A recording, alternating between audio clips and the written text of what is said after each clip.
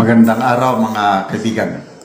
Bigyan natin ngayon ng reaction opinion itong article sa Philippine Star, published July 18 by John Vic Mateo. Tungkol ito sa survey ng Pulse Asia, no? Pinaka-latest, June 26 to 30. Ang inaabangan ko dito sanang lalabas, yung satisfaction or trust or approval ratings ng top 4 government officials. Ay wala pa, hindi pa na i-publish. Ito ang nailagay dito, yung approval at disapproval rating ng mga respondents in different areas of governance. So dito, 5 areas of governance na mataas ang disapproval rating ng mga tao. Meron ding 3 areas of governance na mataas ang approval. So, unahin natin yung strong disapproval ratings ng mga tao. Number 1 is inflation. Dati na ito. Mula pa nung umupo ang administrasyong ito, yan ang, kahit sa ibang mga survey groups, concern talaga ng tao ang inflation, yung pagtaas ba ng presyo. Okay, 66% sa mga tao disapprove, di sila maligaya sa handling ng gobyerno sa inflation. 18% lang ang approve. Ikatwa, reducing poverty. Bagsak ang rating dahil 54% ang hindi maligaya, disapprove. Samantalang 21% lang ang approve. So, i-connect natin ito sa SWS survey. Ang lumalabas is pataas ng pataas ang bilang ng mga pamilyang Pilipino na rated themselves as poor. Pataas. Ganon na rin yung hunger. Sa SWS survey, pataas ng pataas ang bilang ng mga Pilipino, pamilya na sinasabi nakaranas sila ng involuntary hunger. Okay. Pangatlo, so una, inflation. Pangalawa, reducing poverty. Pangatlo, fighting graft and corruption.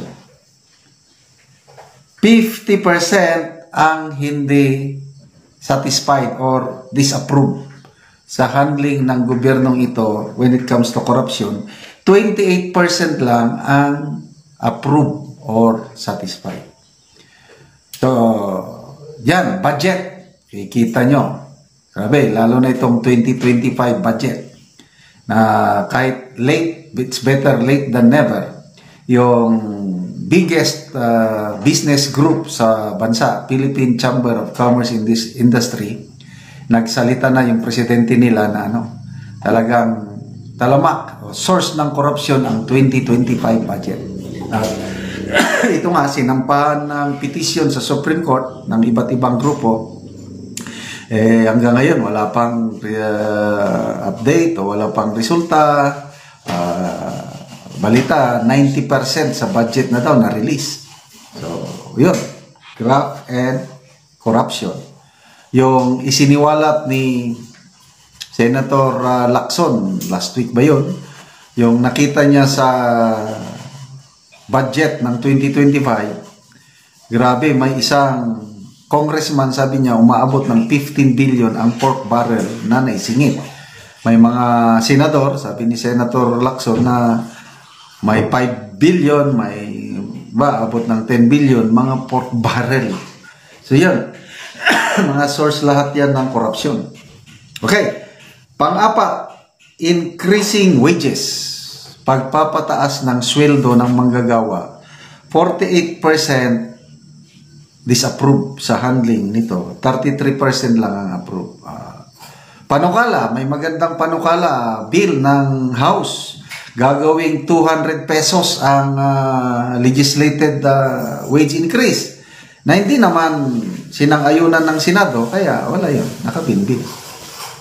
So talagang kawawa ang mga workers natin, mababa ang sweldo nila. And number 5, fighting criminality. Yung sinasabi sa PNP, yung data, statistics ng PNP, bumababa ang crime rate. Kaya lang dito naman sa survey, 40% disapprove. Hindi sila maligaya sa fighting criminality. 33% lang ang approve. So yan, ulitin ko. 5 areas na hindi maligaya ang taong bayan: inflation, reducing poverty, fighting graft and corruption, increasing wages ng trabahador, and fighting criminality. So sana challenge ito sa administrasyon na mag-focus sila ng effort para maging happy naman ang mga tao. Okay, next. Happy ang mga tao. 3 areas, happy. Protecting OFWs. 62% approve o satisfied. 19% lang nagsabi hindi sila satisfied. So, sana wag nating pabayaan ang ating mga OFWs. Sila ang bagong bayani. Pangalawa is responding to calamities. 63% sa respondents happy sila, approve sila sa performance ng gobyerno. Sana tuloy-tuloy ito. Only 21% ang nagsabing hindi kami maligaya. Then, assistance to farmers. Kalagay dito, 53% approve. Maligaya sila, 26% hindi. Kaya lang, may konting duda ko dito. Kasi yung mga sinorvey, hindi naman farmers lahat ang sinorvey. Kasi random yun eh. Baka sinorvey mga office worker, may sinorvey na housewife, may sinorvey na negosyante. So, dapat kung pagdating sa assistance to farmers, yung farmers talagang tanungin. Marami ang nagre-reklamong farmers. Mababa ang, lalo na sa rice, gulay, napakababa ang presyo ng palay ngayon.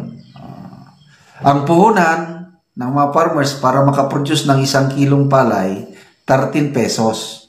Ang buying price nasa 7 to 12 pesos lang. Luging-lugi ang mga farmers. Sana, pagtuunan natin ng farmers, iangat sila sa kahirapan kasi maraming humihinto na sa farming dahil hindi sila kumikita. Okay. So, yung